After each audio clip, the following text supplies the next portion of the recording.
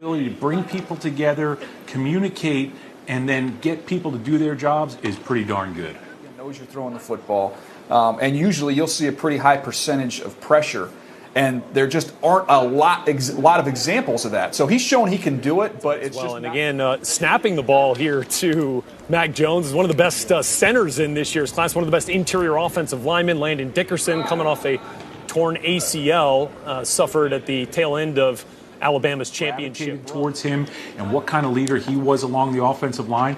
Very often when you get these graduate transfers, right, or it's going to go wrong, and when you watch players like this, Mac Jones, who really connects session here from Alabama's Pro Day.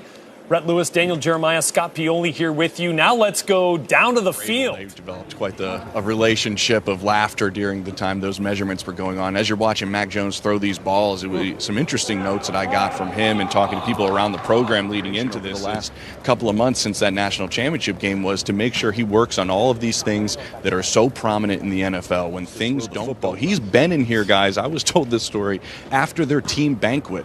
He came in here with a couple of guys and said, I'd like to, throw the football around if you guys are cool with that. Himself physically as well. And I think one of the interesting parts that guys around here in the program talk about is that he understands the long game, right? And we saw that with him not moving. He sees things a couple of steps ahead, and he has a mentality that this may happen and this may not happen right now, but I'm preparing for it. The best quote that I got from him was from David. To Joe Burrow comes in from those that have worked closely, with Mac Jones, like David Morris. He's talking about, if we go back to last year's evaluation of Burrow and talk, there are some differences, but how close do you see the level between a guy like Mac from the shoulders up to a guy like Burrow? Well, we use the word quickness a lot, right? It's a very, very common scouting term. And when you talk about Joe Burrow having a quick gauge with your accuracy. And Scott, I've been told, that some of the most impressive throws that Mac can make is in that intermediate range, those digs. The accuracy of it.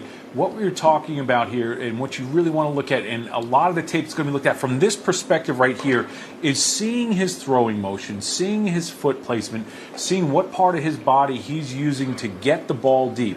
How much we always hear about quick release, right? How quickly can he see it, make the decision, and then get the ball out quick? Is it an elongated motion? Is the twitch there for him to deliver the ball either with distance and or velocity? Obviously, we're paying attention to the accuracy.